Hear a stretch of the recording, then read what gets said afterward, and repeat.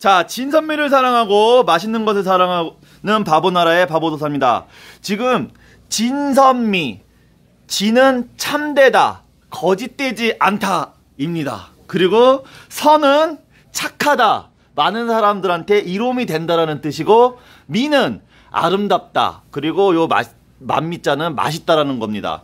그 중에서 오늘 가상화폐 또는 암호화폐에 대해서 전문가이신 김순진 교수님이 바보나라 신나라 발전항에 오셨습니다. 박수! 자, 그동안에 2달 동안에 엄청난 집중적인 연구를 하셨죠? 네. 김순진 교수님, 네, 지금부터 시작하겠습니다. 말씀해 주시죠. 네, 반갑습니다. 지금 가상화폐라고 시작된 게 올해가 비트코인 역사가 9주년이라고 그럽니다.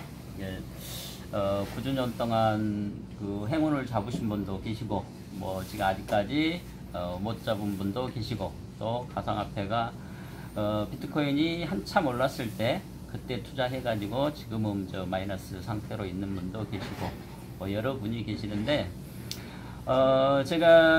저도 비트코인을 20원 할 때 제안을 받았어요. 20원 할 때 제안을 받았는데, 그 당시에는 블록체인이란 말을 제가 못 들었어. 그래서 인터넷에서 금을 캔대요. 저 실은 네트워크 하면서 아무리 유통시장이 혼란이 있고 어지럽고 그런다 치고 인터넷에서 금을 캐는 저런 사기꾼들도 있냐 그래가지고 실은 비트코인을 안 샀어요. 근데 나중에 이제 이게 가격이 2,800만 원까지 올라갔어요. 아시죠? 그걸 하다 보니까 공부를 해야 되겠다 싶어가지고 코인이 지금 등장한 게 시대적으로 어떻게 등장한 거냐 그런 부분에 대해서 조금 연구를 했습니다. 그러니까 그 뒤로 제가 이제 몇 가지 이제 전망 있는 코인 이제 그런 것을 제가 몇 가지 지금 체크를 좀 하고 있고, 지금 거래소에서 잘 거래되고 있는 것들은 충분히 여러 사람들이 좋게 평가하는 코인들이 있습니다. 근데 제가 드리고 싶은 얘기는 한 군데 한 코인에다가 집중하지 말고 투자라는 것은 분산 투자, 포트폴리오 형태로 투자하라 이렇게 일단 말씀드리고 싶습니다. 아, 네. 그러면 이 내용인 만큼 1부, 2부로 해서 15분씩 1부, 2부를 할 테니까요. 1부 하시고 그 다음에 질문 받으시고 2부 하시고 질문 받으시면 될 것 같습니다. 예, 알겠습니다. 그리고 옆에는요, 바보나라 지구부동산부 장관 일루마님 오셨습니다. 예, 환영합니다. 그리고 사랑연구소, 바보나라 사랑연구소 소장님 김도현님이 와주셨습니다. 두 분은 가상화폐, 이 암호화폐에 대해서 반대를 하시는 분들인가요? 아니면 찬성을 하시는 분들인가요? 저는 이제 중립이죠. 중립 좋습니다. 반대하고 이분은 찬성하고. 아주 중립의 잣대로 잘 옆에서 질문도 해주시고, 해주시기 바랍니다. 김도현님은요? 그런데 이제 잘 알고 하면 될 것 같은데 하는 생각을 해요. 그러니까 잘 알고 해야 된다는 생각을 하죠. 아주 좋습니다. 그게 투자의 가치는 있다. 근데 꼭 알고 해야 된다. 그렇죠. 공부가 없는 남이 하니까 돈이 벌더라 하면서 올라타면은 큰 낭패를 보기 마련이죠. 네, 왜냐면 시간적인 것도 있고요. 타이밍적인 것도 있고. 타이밍적인 것도 있고. 또 현재 보이는 미래가 좀 있어야 되고요. 막연해서는 안 된다는 얘기죠. 그리고 제가 이제 세 단계로 지금 투자를 하고 있는데, 특히 ICO 같은 경우는 개발자와 매우 가까이 있고 그 정보를 알아야 된다고 생각을 합니다. 아주 좋은 얘기입니다. 지금 ICO 전문 용어가 나왔는데, ICO란 무엇이죠?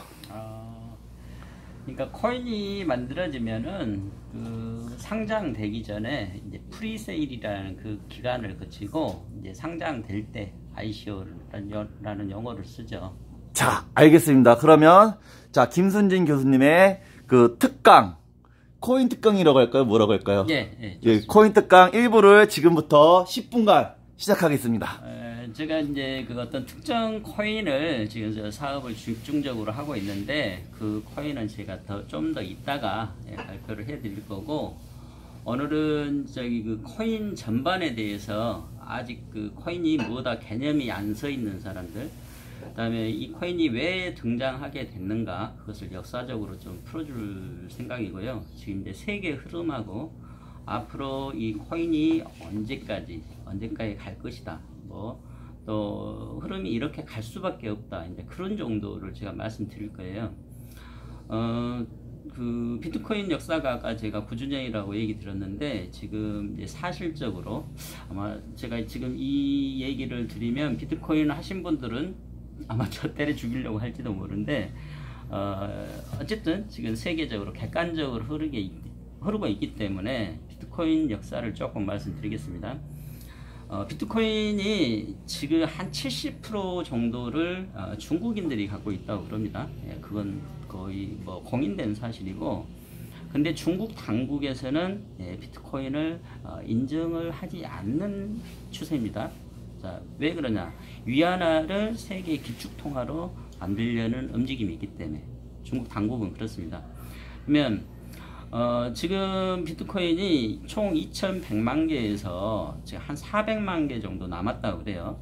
근데 중국에서 그걸 반대한다. 그래서 비트코인은 채굴형이죠. 마이닝을 해가지고 하는 거고, 이제 반대로 나온 게 발행형이죠. 근데 이제 발행형이나 채굴형이나 어떤 차이가 있냐?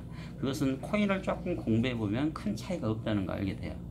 근데 일단은 중국인들이 70%를 가지고 있는데 중국 당국에서 인정을 안 한다. 그 다음에 채굴 그 공장이 전기세 때문에 거의 중국에가 집중되어 있는데, 중국에서 그 채굴 공장들을 다 쫓아내고 있는 상황이거든요. 그래서 우리나라에도 지금 들어오고 있는데, 우리나라에서 이제 농업용 전기가 더 싸기 때문에 좀 뭐랄까 좀 보이지 않는 곳, 도시 말고 시골 쪽으로 가갖고 마이닝을 해요. 근데 그 농업용 전기가 안 쓰다가 이렇게 많이 써지겠죠. 그러니까 한전에서 다 체크가 돼요. 거기 가서 다 폐쇄시켜버려요. 그러니까 앞으로는 비트코인 채굴이 조금 어려워지지 않을까. 다음에 또 우리나라에서 지금 비트코인이 거래소에서는 거래가 되는데, 실제적으로 커피나 뭐 어디 가게 가가지고 상점 가가지고 그 사 먹으려고 그런데, 초기에는 그런 움직임이 있었어요. 비트코인 애호가들이 이제 그 자기가 비트코인을 받겠다 이런 움직임이 있었지만은 실제적으로는 상용화가 되지 않는 상태죠. 그러니까 그 뭐랄까, 화폐가 살아나려면 많이 유통이 돼야 돼요. 이제 그 학교에서 배우는 우리가 화폐의 기능이 4가지 정도 되잖아요. 근데 크게 보면은 2가지라고 볼 수 있거든요. 이제 저장 수단, 그러니까 저축하는 수단하고 유통하는 수단하고 이 2가지 기능이 있는데, 이 유통 기능이 많이 죽어버린 상태예요. 자, 근데 또 비트코인이 한번 이렇게 최초에 이렇게 쭉 올라갈 때 미국의 그 대부호들이 언론 플레이를 한 적이 있죠. 아마 다 아실 거예요. 언론 플레이 하면서 이렇게 가격이 쭉 떨어졌을 때 그걸 한꺼번에 다 사들여 버렸어요. 자, 그러면 이게 특징이 뭐냐? 비트코인을 거의 소수가 거의 지금 채굴된 코인의 90% 내지 95%를 다 장악하고 있다는 거예요. 그 다음에 또 유통시장에서 가지고 있는데, 초기에 저도 20원대 제한을 받았지만 저는 못 샀지만은, 그런 뭐 8원 할 때나 이렇게 사신 분들이 계세요. 근데 그분들이 조금 거래소에서 이렇게 활발하게 활동을 할 수 있는 사람들이 구입했으면 되는데, 할머니들, 그분들이 얼마 투자해라 하니까 투자했다가 이 거래소 사용할 줄 모르니까 그냥 그대로 놔두는 거예요. 다음에 이제 내가 관리를 못하니까 또 자기 뭐랄까 스폰서란 용어 아실 거예요. 이제 도와주시는 분이 그 관리를 대신 해줘요. 근데 이 할머니가 뭘 모를 거다 하면서 100개씩 200개씩 빼갖고 장난치고 있어요. 근데 또 유통시장에 또 가족들은 또 반대를 하잖아요. 그러니까 가족들한테 관리해달라고 얘기도 못해. 그런 상황이에요. 그러니까 실제적으로는 소수에 집중돼 있다. 또 많이 가지고 있는 사람들은 그 거래소를 활용할 줄 모르는 할머니들이다. 쉽게 말해서. 그러면은 이 유통 기능이 죽어버리기 때문에 그 전망이 밝지 않다는 거예요. 자, 또 예를 들어서 부자들이 어떤 물류, 그러니까 좋은 물건, 좋은 화장품, 뭐 예를 들어 줄기세포 뭐 화장품이라 쳐요. 너무 좋으면은 한꺼번에 이렇게 많이 사들일 수 있죠. 자, 그러면 나중에 조금씩 이렇게 가격을 조금씩 올리면서 판매하면은 그게 이익이 돼요. 이익이 되는데 코인에 같은 경우는 그게 좀 성질이 좀 달라요. 자, 왜? 코인은 금방 말했지만은 저축수단, 저장수단이 있는가 하면은 저장의 기능이 있는가 하면은 유통의 기능이 있거든요. 그러면 많은 사람들이 사용을 해야 그 가치가 올라가요. 그러니까 서로 거래소에서 수요와 공급이 맞아가지고 보이지 않는 손에 의해서 조정이 되면서 가격이 형성되는 거거든요. 근데 이게 희귀현상이 생기는 거예요. 불과 소수가 가지고 있기 때문에. 그러니까 거래소에는 개미군단만 있는 거죠. 쉽게 말하면. 그럼 그 개미군단이 희귀성을 갖기 때문에 계속해서. 자, 그러면 심리적으로 보게요. 비트코인을 내놓으려고 그럴까요? 아니면 내가 소유하려고 그럴까요? 당연히 소유하려고 하겠죠. 자, 그것 때문에 거래가 나중에는 정지돼 버리는 상태가 올 수 있다는 거예요. 네, 장기적으로는. 그러니까 그렇기 때문에 비트코인은 자체가 앞으로 크게 전망을 좋게 안 보고 있습니다. 또 지금 세계 인구가 집중되어 있는 중국이 비트코인을 반대하고 있고 인도가 반대하고 있어요. 러시아가 반대하고 있어요. 우리나라에서도 반대하고 있어요. 자, 그러면 일본이나 미국, 유럽에서 상용화 된다 하지만은 그 비트코인을 불과 몇 개씩 가지고 있는 개미 군단으로만 이렇게 살아나는 길은 조금 힘들지 않을까. 그래서 비트코인의 전망은 그렇게 좋게 보지 않습니다. 그리고 비트코인이 뭐 계속 우리나라에서 정책상으로 해서 또 가격이 오르락 내리락 했죠. 2,800만 원까지 갔다가 600 얼마까지 더 떨어졌어요. 제가 이제 기사 된 것은 한 850까지 캡처해 봤는데 600 얼마까지 더 떨어졌어요. 그리고 지금 다시 회복되었고 오늘 1,088원, 그러니까 1180만 원. 네, 그 정도? 네. 1180방 그 정도 되는 것까지 제가 아까 그 기사를 보고 왔어요.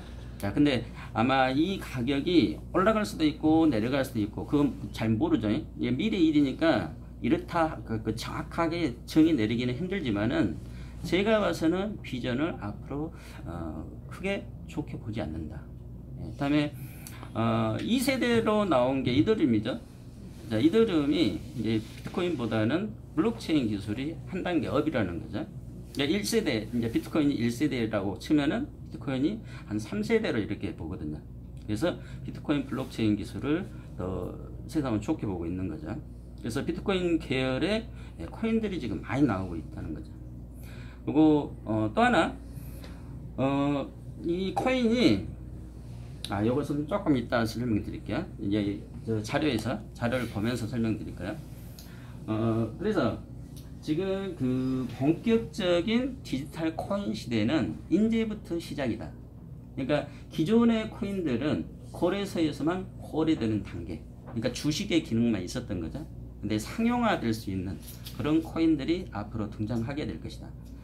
지금 뭐 아시겠지만 리플 코인이나 인도의 요코인이나 뭐 그런 것들은 공과금으로 충분히 내고 있어요. 그다음에 가상화폐 뱅크도 지금 만들어진 상태고 세계가 그것을 상용하겠다 이렇게 움직임이 많습니다. 또 여러 가지 코인들이 많아요. 여러 가지 코인이 많은데 무엇이 좋다 나쁘다 이렇게 말할 수는 없어요. 어떤 코인이 좋다, 어떤 코인이 나쁘다 이렇게 말하는 게 아니라 코인은 벡스를 발간해가지고 그대로 가는 거예요. 근데 거기에서 유저, 얼마나 이 코인에 대해서 많이 사용하냐 그 유저하고 두 번째는 아이템, 어떤 아이템하고 결합돼 가지고 상용화될 수 있느냐 두 번째, 세 번째는 보안 기술, 블록체인 기술. 그러니까 지갑에 넣었을 때 예를 들어서 아까 홍채 연구하신 분이 계신데 홍채를 해가지고 내가 지갑을 연다 그러면 거의 완벽하잖아요. 홍채를 해가지고 뭐 지금 지문인식으로 해갖고 핸드폰 열죠. 자, 그런 식으로 이 지갑이 보안 상태가 아주 철저해야 된다. 그 다음에 결제가 빨라야 돼요. 아직은 그 나라, 각 나라의 현금으로 찾았어야 되기 때문에 결제가 정확하게 빨라야 된다. 그런 한 4가지 정도를 좀 중요시하게 생각합니다. 그런 점을 중심으로 해가지고 제가 이제 PPT를 하나 작성했는데 이제 그걸로 해갖고 좀 설명드릴게요. 괜찮죠? 네. 네. 저는 김순진이라 합니다. 제 소개를 간단히 하면은 저는 전라도 영암 출신이고요. 공무원 생활을 좀 했습니다. 그다음에 혼자 자연의학하고 대체학, 그다음에 역사 연구를 좀 했고요. 몇 가지 논문도 지금 써놓고 있는 상태입니다. 빗썸 아시죠? 그 코인을 하신 분들은 빗썸을 모르신 분이 없을 거예요. 그 다음에 업비트. 지금 빗썸에서 몇 번 문제가 좀 있어가지고 지금 업비트로 좀 옮겨가고 있는 추세죠. 120만 정도에서 지금 한 200만 정도까지 늘어났다 그럽니다. 업비트는 잘 아시는 카카오톡에서 만들었다. 작년 말에 기사가 직장인들의 30% 정도가, 그러니까 10명 중 3명 10명 중 3명이 배팅을 하고 있다, 이런 기사가 나왔어요. 그러면 10명 중 3명은 아주 열광적인 거거든요. 1명, 2명 이 정도는 모르는데 3명, 10명 중 3명이면 아주 열광적인 상태다. 그럼 왜 그렇게 열광적일까? 이제 그게 이 다음 자료가 나옵니다. 리플을 만들었던 창시자가 크리스 라셀이라는 사람이에요. 근데 리플 창시자가 63조를 벌었답니다. 그러면 리플이 나온 지가 한 3년 정도 되는 걸로 알고 있어요. 자, 그러면 3년 동안 63조를 벌 수 있는 아이템이 세계에서 어떤 게 있을까요? 지금 세계에서는 3년 동안 63조 벌 수 있는 아이템은 하나도 없습니다. 자, 그래서 이런 것을 4차 산업혁명이라 이렇게 얘기한가 봐요. 자, 그것이 알고 싶다라는 프로에서 이 코인에 대해서 집중적으로 특집 방송한 적이 있습니다. 저기 지금 나오는 저 사람이 지금 현직 대학생이에요. 근데 80만원도 아니고 단돈 8만원 투자했어요. 단돈 8만원 투자해가지고 280억 원을 벌었어요. 여기 아래가 뭐라고 적어졌냐면 지금 인터뷰한 2시간 동안 30억 원이 늘어났네요. 이런 그 인터뷰 말이 나와요. 여기 저기 SBS라고 적혀져 있습니다. 근데 한참 오를 때는. 요거 1월달. 폭락하기 전이에요. 예, 폭락이 전입니다. 며칠 후에 폭락이 폭락을. 2,400만 원대? 1,800까지. 그건 뭐 폭락하고 오르고 그건 중요한 게 아니라 이게 방송됐다는 거예요. 그쵸, 됐다는 예. 거지. 자, 그러면 젊은 친구가 8만 원 투자해갖고 280억 하는 것을 하겠습니까? 아니면 직장 가갖고 한 달에 250만 원, 300만 원 받는 일을 하겠습니까? 그렇죠? 예, 당연하죠. 자, 그러니까 어쩔 수 없이 재테크를 할 수밖에 없는 거예요. 그것이 코인이다. 근데 이제 280억을 벌어도 세금을 하나도 안 낸다는 거예요. 이제 그것 때문에 정부가 뭐라고 그러죠? 왜? 가상 계좌를 쓰기 때문에. 예, 그 점을 고쳐야 된다. 그거죠. 그래서 이제 정부가 거래 실명제를 하니, 거래소를 폐쇄시키니, 이제 뭐 그런 걸 떠들었죠. 자, 거래소 실명제는 한 달 정도 유예를 뒀다가 1월 30일 날 다시 재개를 시켰습니다. 예, 몇 가지 조건이 있어요. 하루에 1,000만 원 이상 안 된다. 그 다음에 가상 계좌를 쓰면 안 된다. 뭐 몇 가지 그런 조건을 걸어가지고 다시 재개를 했죠. 근데 거래소 폐쇄시킨다, 이제 이 부분을 다시 한번 보게요. 이게 으름장을 놔도 어느 정도 조금 분수가 있게 놔야지. 이 지금 이쪽에 있는 게 업비트, 빗썸, 코비트, 코인원 뭐 이렇게 해가지고 우리나라에 있는 거래소들이고, 이게 폴로닉스, 비트렉스, 비트플라워 해가지고 외국에 있는 거래소들이에요. 자, 여기로 우리나라 것을 폐쇄시켜요. 자, 2시간 동안 30억 벌 수 있는 것을 여기 폐쇄시킨다고 중지할까요? 아니죠. 다른 나라 버렸었어요. 네. 지금은 핸드폰에서 다 외국 사이트 열 수 있거든요. 그럼 이쪽으로 이동하겠죠. 자, 그러면 여기서 수수료 내고 여기서 세금 내고. 우리나라는 뭐예요?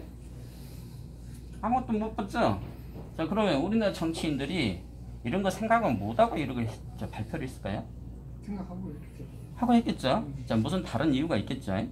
자, 그게 어떻게 보면 우리나라 정치인들 수준이에요. 세계를 안 본다는 거예요. 자기들 이익성만 챙긴다는 거죠. 예, 그런 게 있다는 거예요. 자, 가상화폐를 폐쇄시킨다, 이제 이런 내용이 나오니까 20대, 30대에서 강력하게 반발을 해요. 자, 이제 여러 가지 이유가 있겠지만은 여기서 뭐가 있냐? 우리나라가 저기 6.25, 50년대 6.25 전쟁을 겪고 그 뒤로 경제 성장을 하죠. 자, 그때 부동산 투기, 주식 투기, 나이 드신 분들은 다 벌만큼 벌었다는 거예요. 응? 벌만큼 벌었어요. 최소한 그 기회는 주어졌어. 근데 젊은 사람들이 20대가 30년 동안 앞으로 직장 다닐 거 생각하니까 계산이 안 나오는 거예요. 응? 내가 집 한 채 마련하려고 해도 매덕가요. 이거 한 달에 얼마 모아가지고 얼마 뽑아보면 계산이 안 나와. 응? 애를 키우려니까 맞벌이 해가지고 저 같이 벌어도 애를 못 키워. 그러니까 그 상황도 안 된다는 얘기예요. 그래서 3포, 5포, 7포 여기 다 아시죠? 네. 그런 상황이 되는 거예요. 그러면 젊은이들한테 돈 벌 수 있는 이 가상화폐 이게 지금 나왔는데 왜 이건 못하게 하냐 그거지. 그 때문에 청와대 들어가가지고 한 20만 명이 난동을 쳤어요. 아마 다 아실 거예요. 이거 이제 기정사실입니다. 또 저 어느 변호사가 일찌감치 이 코인을 좀 알게 되셨는가 봐요. 자, 지금 정부 당신들 정치는 똑바로 하지 왜 국민들 재산권 침해하냐 해가지고 헌법재판소에 지금 이혼 소송을 내놓은 상태야. 아, 우리는 투자라고 보는데 왜 당신들은 투기라고 그러냐. 정확하게 보면 이거 투자인데 정확한 공정거래를 하고 있는데 왜 당신들은 투기를 하냐 그지. 응? 그래서 지금 헌법재판소가 있는데 헌법재판소도 이거 판단하기 참 애매할 거예요. 아직 판결 안 나와 있는 상태입니다. 자, 한국은행은 아직까지 가상화폐라는 용어를 쓰죠. 그러면서 화폐로 인정을 안 해요. 자, 가상화폐라는 말하고 암호화폐라는 말하고 좀 정의를 좀 내려드릴게요. 가상화폐라는 말은 가짜화폐라는 뜻이 담겨 있어요. 자, 영어 원문에 크립토커런시라고 그러거든요. 크립토커런시는 우리말로 번역을 하면 암호화폐, 디지털 화폐라고 번역을 해야 돼요. 그러면 그것이 긍정적인 뜻을 갖는 거예요. 예를 들어서 은행에서 돈을 100만 원 단위, 뭐 몇백만 원, 몇천만 원 찾아갖고 나와요. 자, 오토바이 탄 날치기 있죠. 그 순간 겁나죠. 여자분들 돈 찾아갖고 나오려면 겁나죠. 자, 그게 이 암호화폐에서는 그럴 위험 요소가 없다는 거죠. 그러면 충분히 긍정적으로 바라볼 수도 있는데 가상화폐 용어부터 지금 우리나라 정부는 잘못 쓰고 있다는 거예요. 자, 크립토커런시 금방 보이죠? 크립토커런시가 가상화폐라고 정의를 내려버리면 가짜 화폐이기 때문에 부정적인 이미지를 갖게 된다. 암호화폐, 디지털 화폐라는 용어를 쓰게 되면은 긍정적으로 바라볼 수 있고, 이 세계, 이 가상 암호화폐 시장이 블록체인 기술로 해서 사회 각 분야, IT 기술에서는 여러 분야에서 쓸 수 있는 거기 때문에 이것을 지금 우리나라에서 선점해야 되는 거예요. 그러니까 정치인들이 아직 그런 게 발이 늦다는 거죠. 자, 미국의 와이스 레이팅스라는 신용평가 회사가 지금 세계에 나와 있는 코인들을 등수를 매겼어요. 자, 저 등수 매긴 것을 그냥 이렇게 그냥 바라보면 안 되고 이걸 평가를 해야 돼요. 자, 이 신용평가 회사가 여기에 높게 쳐져 있는, 높게 등수를 매긴 이 코인을 가지고 있을 수도 있죠. 많이 가지고 있으면서 여기도 작전을 했을 수도 있잖아요. 요것이 괜찮다, 이렇게. 자, 그것은 별개로 하고, 이 표에서 가장 중점적으로 봐야 될 것은 비트코인하고 이더리움을 등급을 비트코인을 C 플러스 등급에다 놓고 이더리움을 B 등급에 놨다는 거예요. 자, 왜 이렇게 했을까요? 블록체인 기술이 이더리움이 더 뛰어나기 때문에. 비트코인이 1세대면은 이더리움은 3세대예요. 쉽게 말하면 초등학생하고 고등학생 차이란 말이에요. 그러니까 나름대로는 긍정적으로 평가를 했다. 자, 또 하나 놓치면 안 되는 게 뭐냐, A등급 아직 안 뒀다는 거예요. A등급을 매긴 코인이 아직 없다는 것은 앞으로 나올 코인이 A등급을 받을 수 있는 코인이 나올 가능성을 열어뒀다는 거예요. 그러니까 지금 이제 코인은 시작된다. 그걸 충분히 알 수 있죠. 자, 비트코인을 C+에 두니까 우리나라 그 투자자들이 사이버 테러를 한다. 신용평가사 사이트 좀 부셔버리겠다. 난리를 쳤죠. 여기 다 기사에 있는 내용이에요. 제가 지은 말 아닙니다. 자, 또 하나 기사를 보니까 비트코인이 대장자리를 빼앗기나 이런 기사가 나와요. 자, 비트코인을 이어파는 알트코인 개념 아시죠? 모든 코인 중에서 비트코인만 빼고 나머지는 다 알트코인이라고 호칭해요. 그 알트코인이 비트코인을 이어판다. 제가 아까 말씀드렸죠. 자, 비트코인의 전망이 크게 밝지 않다. 왜? 상용화가 안 돼 있기 때문에. 그러면 상용화 될 수 있는 코인, 그게 등장한다면은 비트코인을 능가하는 A등급을 받을 수도 있다. 가능성을 얘기하는 겁니다. 자, 1월 30일부터 가상화폐가 재거래됐다고 그러죠. 자, 그러면서 실명제를 사용하기 때문에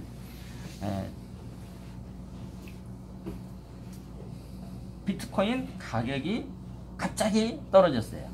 자, 그러면 이 실명제, 우리나라 실명제 먼저 했었죠. 김영삼 정부 때 금융실명제라는 걸 했었죠.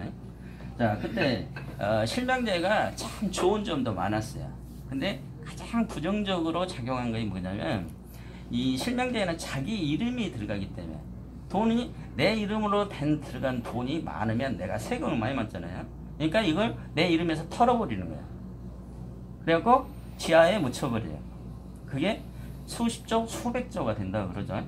자, 그것을 양성화 시키고 좋은 데다 써야 되잖아요. 자, 그러면 양성을 어떻게 시킬 거예요? 간단해요, 간단해. 이건 정치인들이라면 아주 쉽게 할 수 있어. 화폐 개혁을 하면 돼요. 화폐 개혁을 하면 지하에 묻혀있던 돈은 휴지 쪼가리가 내버리기 때문에 반드시 튀어나오게 돼 있어요. 그렇죠. 일본이 좀 비슷하긴 하고. 네, 아무리 손해를 보더라도, 내가 손해를 보더라도 휴지 조각 된 것보다는 낫거든. 그러니까 당연히 튀어나오게 되는데 그걸 정부가 안 했다는 거예요. 네. 자, 그래서 등장한 것이 디지털 화폐라는 겁니다. 그러니까 디지털 화폐는, 지금 현재 디지털 화폐는 풀뿌리 민주주의에서 나온 그 지금 민주화의 시초다, 이렇게 볼 수가 있는 거예요. 평가할 수가 있는 거예요. 자, 그러면 지금 디지털 화폐에 다시 정의를 하면은 정부가 안 한 것에 대한 민간의 반란이죠. 밀란의 성격을 갖고 있다. 그러니까 풀뿌리 민주주의에서 시작되기 때문에 코인 시장은 정부가 규제한다고 해서 쉽게 무너지지 않는다. 앞으로 이게 정착할 때까지는 끝까지 간다는 거예요. 네, 화폐 개혁의 성격을 갖고 있다.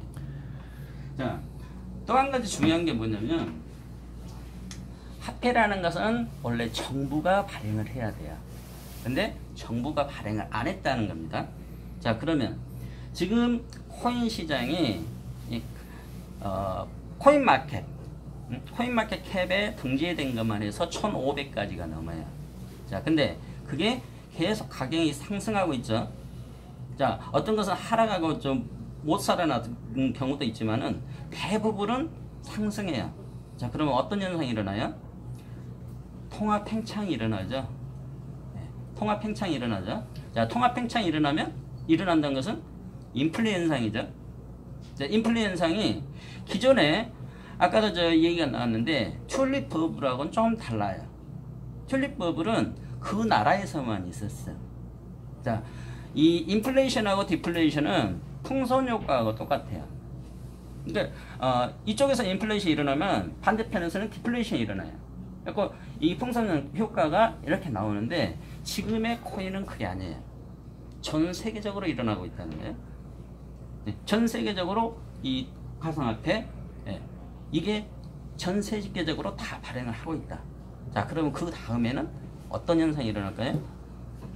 전체적으로 인플레 다음에는 디플레이션. 그렇죠. 네, 공개되는 현상이 나와요. 자, 네. 자, 조금 쉬었다가 다시 하겠습니다. 네, 자, 디지털 화폐 등장이 풀뿌리 민주주의, 예. 예, 풀뿌리 밑에서부터의 개혁이다라는 얘기까지 듣고 2부에서 다시 만나겠습니다. 잠깐 쉬겠습니다. 박수! 감사합니다.